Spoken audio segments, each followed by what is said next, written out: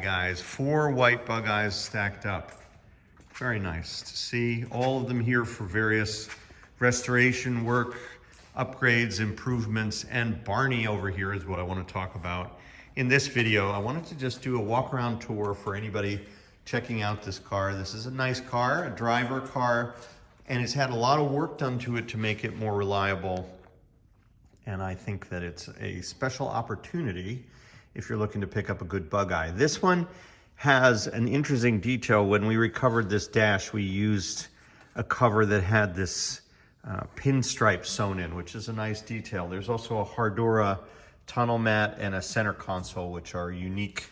You don't usually see those.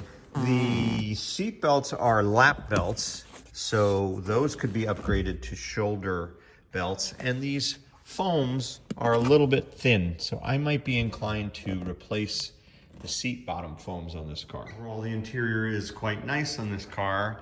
The roll bar is something some people ask about. This one is a nice roll bar configuration because it doesn't really limit the seat. By virtue of hooking onto the shelf right here, it allows the seat to go as far back as possible. So the roll bar, if you like roll bars, is not going to encroach on cockpit room, which is a reason sometimes roll bars are removed when we have a large driver or passenger. The roll bar can be in the way, but not so much in this case. This is a good roll bar. It makes a convenient handhold when you're getting in and out. We have people all the time ask about getting in and out, and one nice thing about the roll bar is I can stand on this cross member at my left hand back on the roll bar, and I can just basically slide my butt into the seat and roll down into the cockpit. So, you know, for people who have trouble getting their knees to bend enough to come in and out around here, you have a workaround with a roll bar car in particular, where you can pretty much just sort of step in and use that as a handhold. So I'll do that again in case you missed it. Left hand on the roll bar, right hand on the cross member, right foot, left foot. Seat bones on the back of the seat, and I'm just gonna slide down into the seat. So that's kind of a fun way to get into a Bugeye. So roll bar helps for that, for some of our clients who might be less flexible. The car has a nice luggage rack on the back and a short tonneau. If you're unfamiliar, we talk about this in other videos. The long tonneau would go here on the top fittings, but cars that have these lift dots along the back edge are short tonneau cars. And probably 2/3 were long tonneau and 1/3 of the fleet are short tonneau. I think the dealers fit those, and I'm not really sure why some were long and some were short, but we see this all the time. Short tonneau cars and long tonneau cars. We have all the parts for both if you're interested in buying one for your car. Then the back of this is in nice shape. This is the later license plate plinth. You may not know that the proper one had a slightly different shape, but on many cars we've seen that plinth. Here's the proper one up on this car. Willis is just a slightly different profile, but that can be changed if it bothered you, but this one's fine for most people. These are good new tires and some sort of mini light type wheels.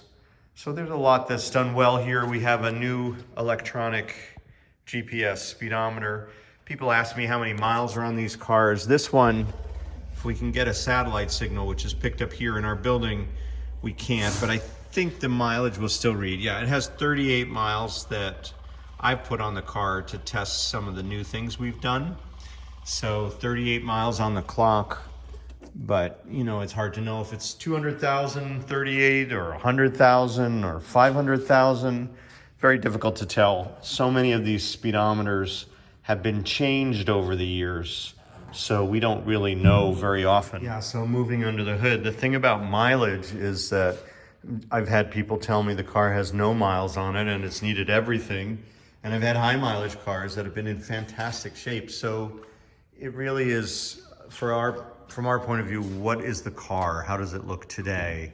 The odometer is sort of not really an important metric in my book. But nonetheless, this is a car that's had a lot of sorting out and a lot of work. We put in a brand new wiring harness.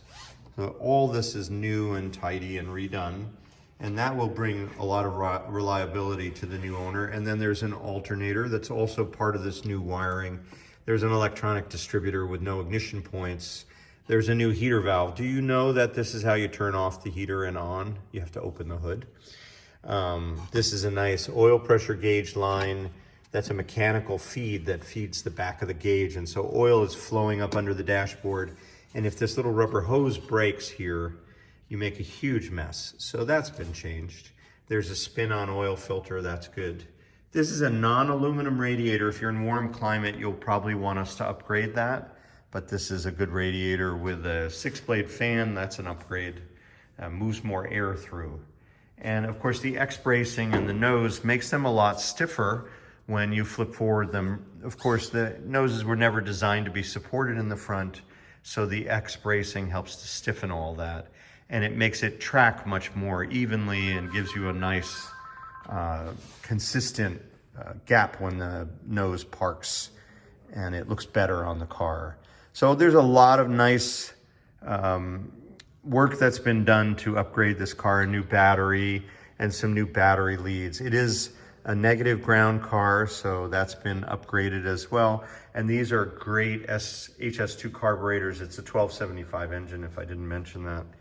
And so I like this car a lot. I think that it's a car that somebody looking for a car with less than perfect cosmetics. Of course, you can see there's a few extra holes under the hood and some little chips in the paint under the hood. So it's not perfect.